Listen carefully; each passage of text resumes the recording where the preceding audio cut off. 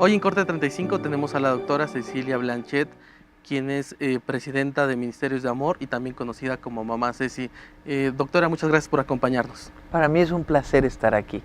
Cecilia, platícanos sobre tu infancia. Para nosotros es importante y para este programa conocer a nuestros invitados sobre su niñez. Es fundamental saber pues cuáles son nuestras raíces y en específico cuáles son las tuyas.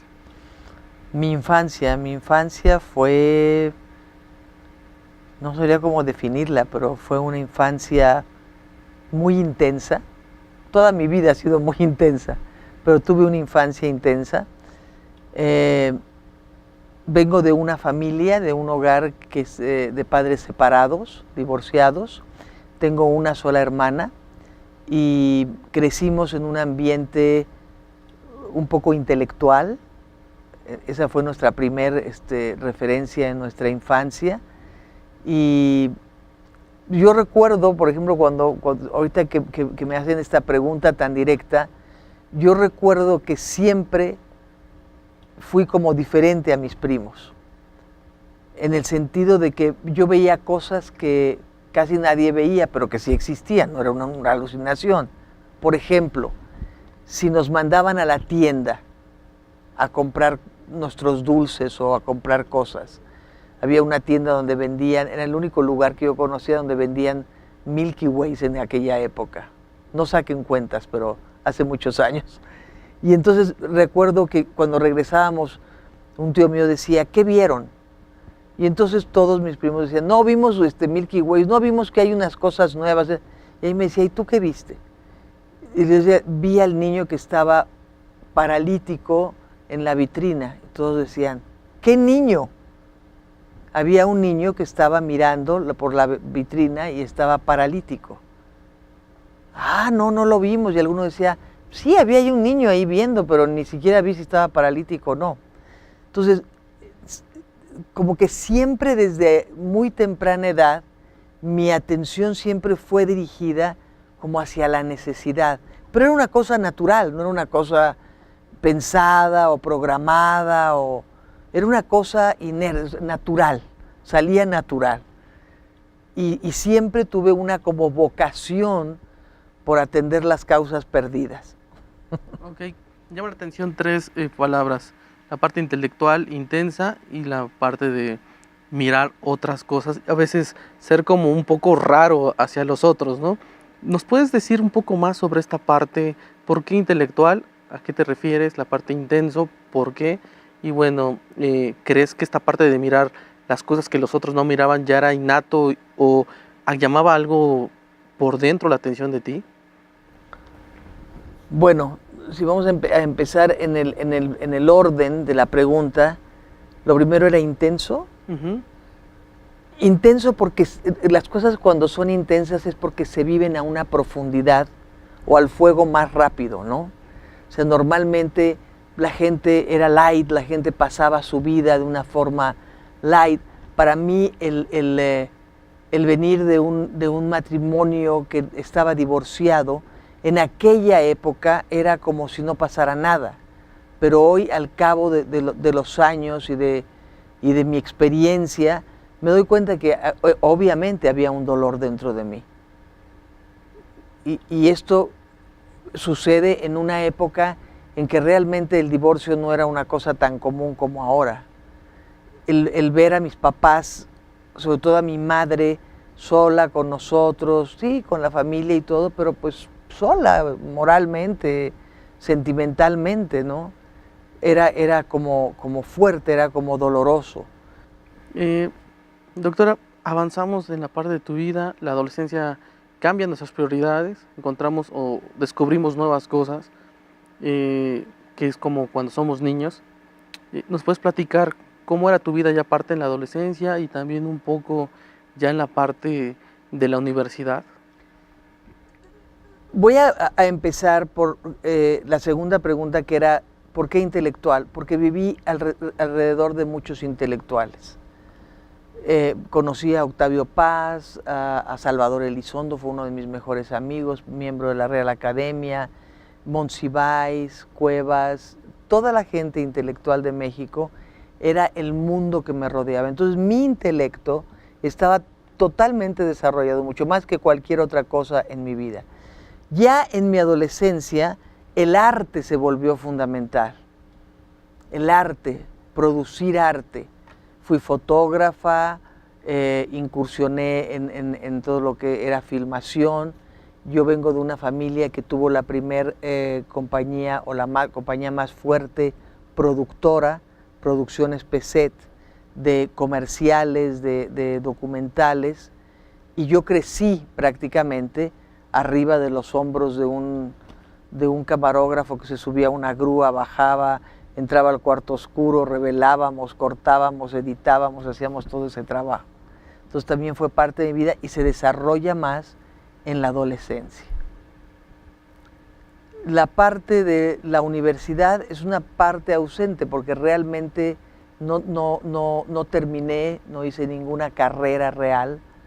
Estudié, soy doctora porque tengo 2 doctorados, uno en teología bíblica y otro en divinidad. Y bueno, toda esta parte como que centra el título, que no es tan importante. Me llama mucho la atención la parte de las personas que te rodearon, o sea, gente intelectual, gente que ha marcado la parte pues de la literatura en México, no solamente en México, sino a nivel mundial. ¿Cómo conciliar esta parte de encontrar el arte, que a veces era muy difícil en esos años, con la parte evangélica? Y también sobre cómo encuentras o cómo alguien te predica el evangelio teniendo también estas bases. ¿Cómo es esta confrontación? ¿Cómo es este proceso?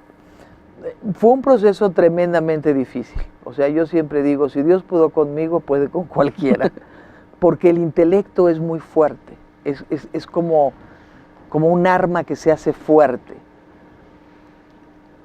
Yo vengo de un contexto católico, mi familia es católica, desde chica recibí bases católicas.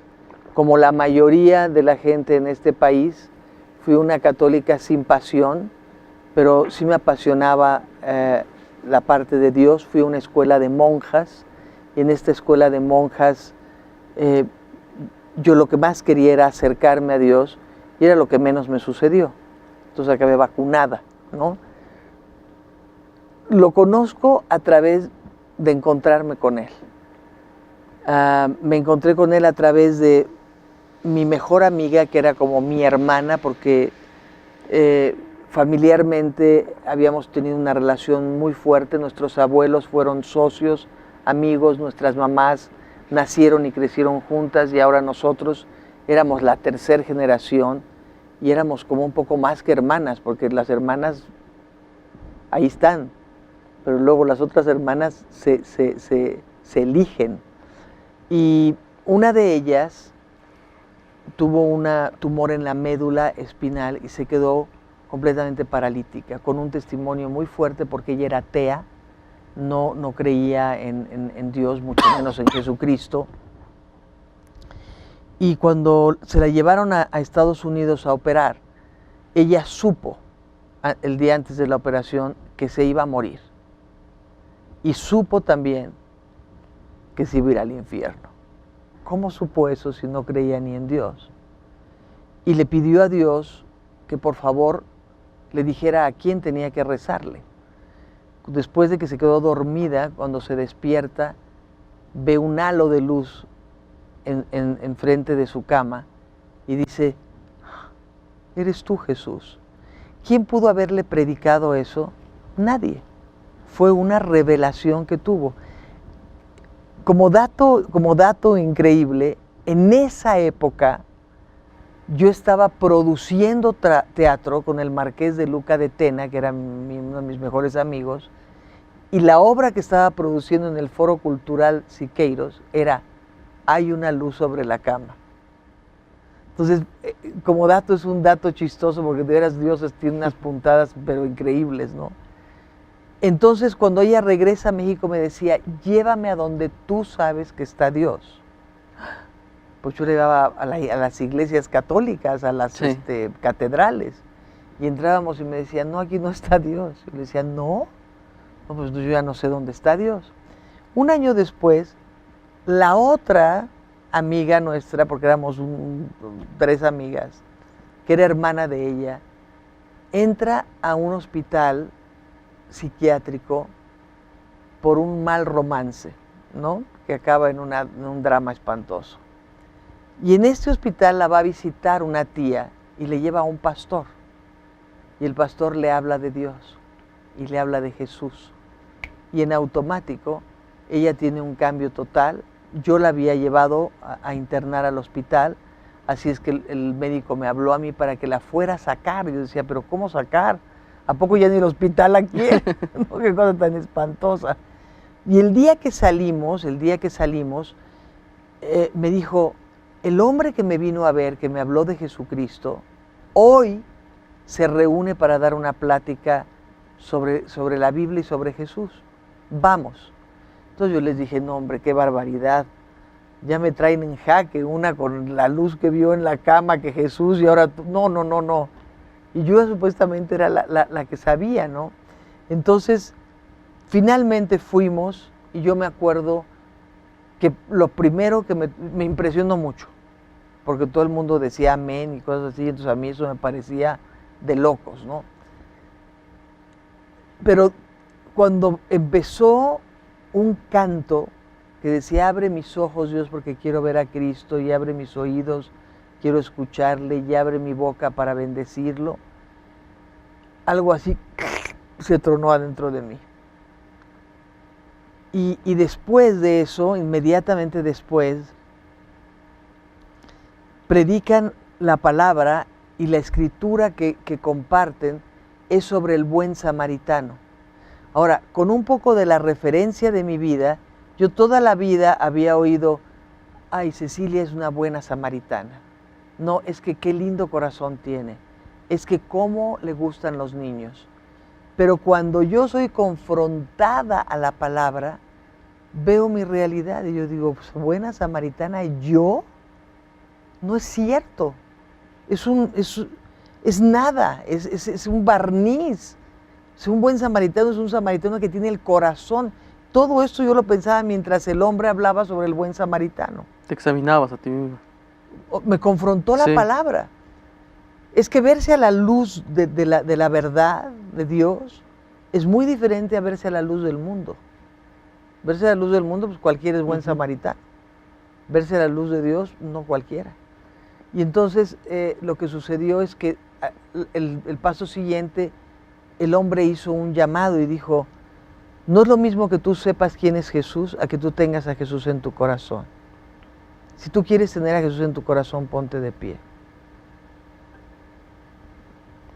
Y ahí fue donde nos pusimos de pie las 3. Y Jesús, ni tarde ni perezoso, tomó la apertura de ese momento y entró en nuestro corazón. Y realmente puedo decir que en automático la vida de las 3 fue transformada. 24 horas después, ¿qué podíamos saber? Nada. Sin embargo, 24 horas después estábamos bautizándonos las 3 y fue una experiencia que marcó nuestra vida hasta el día de hoy. Cecilia, actualmente trabajas con niños y antes de tocar este tema, vuelvo a repetir, me llama mucho la atención la parte del intelecto y con la gente que te rodeaste de muy pequeña o en adolescente. Para muchos artistas como Octavio Paz, que escribió El laberinto de soledad, la psicología del mexicano, la parte de revueltas tal vez con Apando o Muros de agua. Para muchos artistas la pobreza, cómo se vive, incluso también grandes muralistas, solamente es como ver lo que está pasando, ¿no?, a los otros. Bueno, son una inspiración, es una historia más que la cuentan o la pintan, pero tomar una acción sobre ellos es otra cosa, es como ya trabajar hacia ellos, ¿no? ¿Por qué tú decides preocuparte? ¿Por qué decides no ser una simple espectadora, sino ya tomar en acción la parte de la niñez? A mí me pasó una cosa muy especial, porque la tercera etapa de mi vida fue una etapa empresarial. O sea, la primera es intelectual, la segunda es artística y la tercera es empresarial. Yo descubro mi beta empresarial, que evidentemente debía de haber estado allá adentro, pero Sí. en la negación total.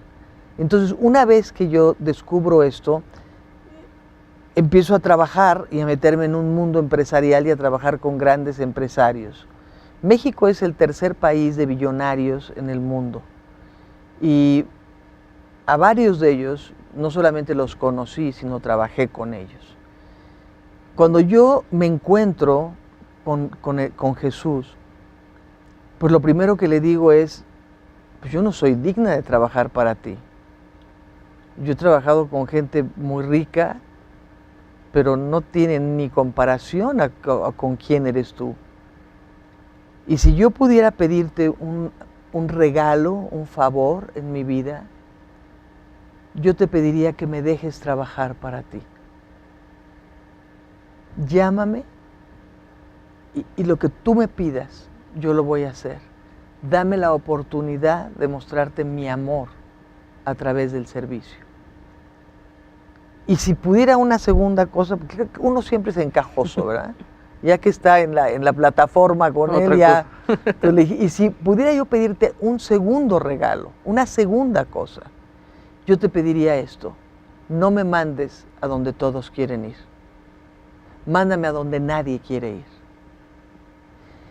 Y empezó un embarazo por dentro, porque empecé a ver cosas que antes no veía, empecé a ver a los niños de la calle como parte mía, empecé a cuestionarme yo qué hacía. Dar una moneda, dar un billete, quitarme el suéter y dárselos, eso no era. ¿Qué hacía yo por este país al cual amo profundamente? Yo soy una fan de México, me encanta mi país, me duele oír cuando alguien lo critica, y más si es un mexicano. Y me di cuenta que no hacía nada, pero algo empezó a gestarse en mí, y ese embrión espiritual empezó a crecer y a tener forma. El primer lugar donde yo fui, por una historia que algún día escribiré y mejor léanla, será mejor leída que platicada ahorita, fue a un cinturón de miseria. Fue el primer contacto que tuve. Y yo creo que eso me permitió darme cuenta la condición en la que viven millones de seres humanos en nuestro país y de dónde se producen los niños de la calle. Entonces, durante los 2 primeros años, dos y medio primeros años, estuve en contacto con basureros, con franjas de miseria, trabajando con toda la comunidad. En el primer basurero donde empecé a trabajar, me regalaron un pedacito de tierra en medio de la basura, y ahí construimos un cuarto donde podíamos traer a los niños, darles de comer, bañarlos, descostrarlos, curarlos, enseñarles.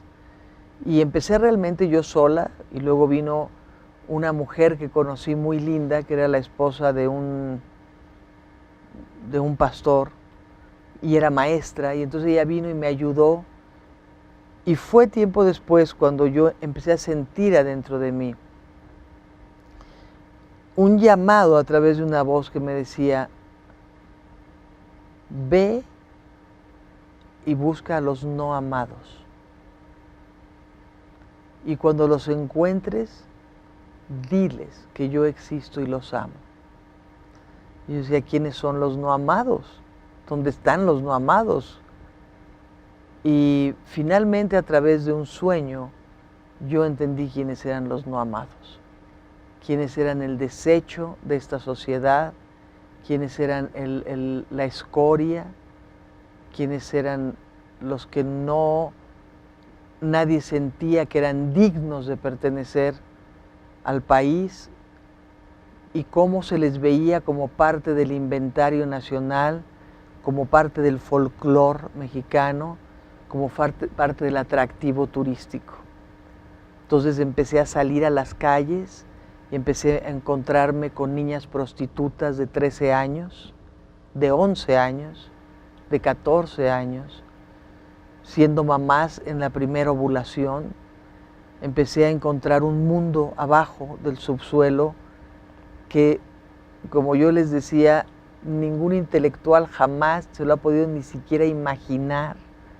Empecé a ir a los deshuesaderos de coches, a las casas abandonadas, a los terrenos baldíos, a los respiraderos del metro, a las alcantarillas, y entonces mi mundo y mi vida cambió completamente.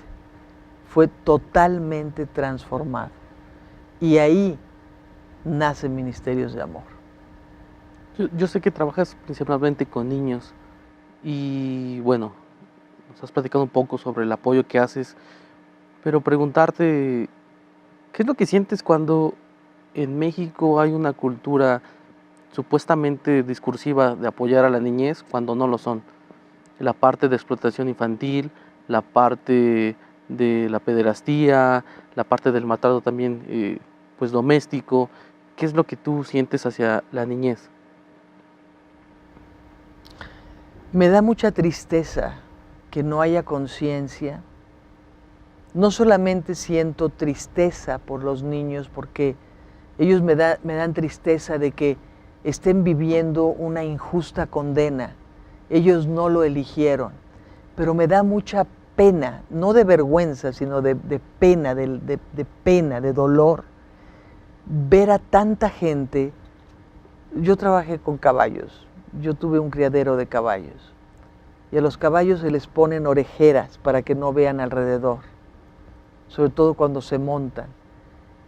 Me daba pena ver a tanta gente, a tanta sociedad en México vivir con orejeras y no percibir el dolor, no sentirlo, no entenderlo, no hacer nada por él, en vivir tan ensimismados en mundos totalmente materiales, donde una persona vale por lo que tiene, por lo que hace, no vale por lo que es. Y yo decía, qué ironía, ¿verdad?, que un país tan lleno de gente billonaria no se unan para atacar verdaderamente la situación, y que haya tantos filántropos haciendo esfuerzos como Ministerios de Amor, incluso esfuerzos que, si estuvieran totalmente abrazados por una sociedad y una mente dinámica, serían un impacto total. Ministerios de Amor, a través de 30 años, ha logrado tocar entre 5.500 y 6.000 vidas. ¿Qué son 6.000 vidas comparada con la cantidad de gente que aún está en la calle esperando? ¿Qué son? No son nada. Y cuando yo pienso que hay niños y hay gentes afuera que están esperando a que alguien les tienda una mano, porque eso es lo que necesitan, una oportunidad de vida. Ministerios de Amor tiene dos características que vale la pena mencionar. Una, que tenemos 30 años de experiencia, y que aunque mucha gente ha querido terminar con el ministerio, ha levantado falsos, ha hecho cosas tremendas para hundir el ministerio, y otras no, el ministerio ha sobrevivido y seguirá vivo mientras Dios así lo decida. Esa es una. El otro plus que tiene Ministerios de Amor es que produce niños felices. Y eso no tiene comparación ni precio. ¿Hemos sufrido? Sí. ¿Hemos tenido épocas en que los niños no son felices? Sí. Y por una y sencilla razón, por la gente que viene y está alrededor de ellos, que de repente dice, me voy a hacer mi propio ministerio, voy a dejar esto. Y los niños han sufrido una devastación emocional, otra devastación emocional por dentro, y han sido épocas muy duras.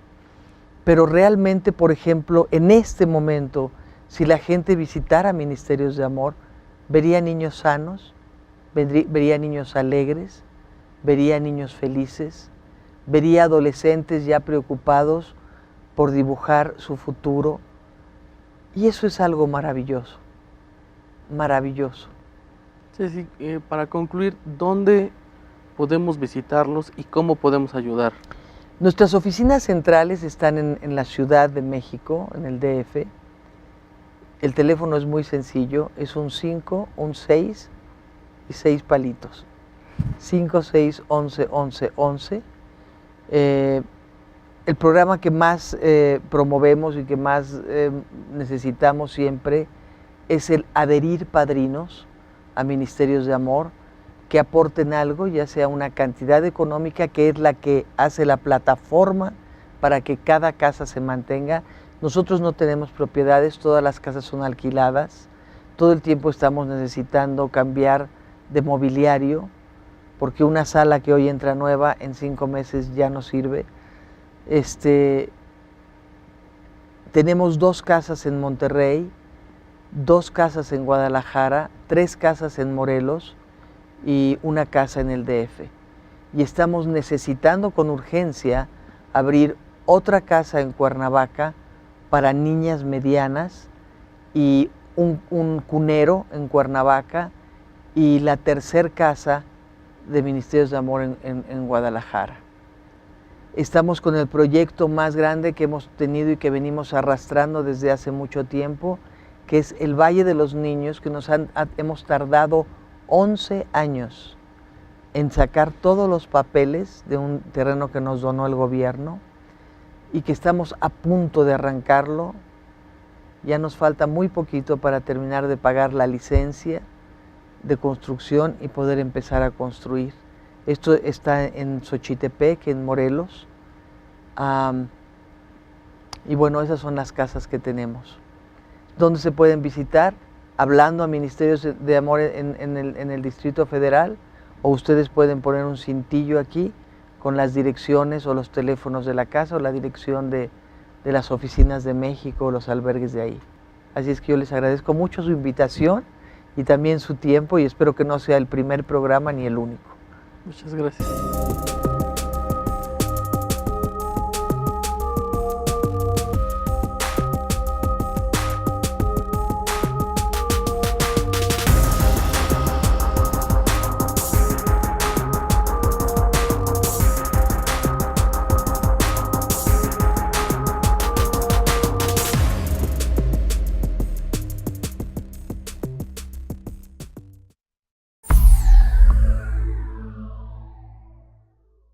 Expande.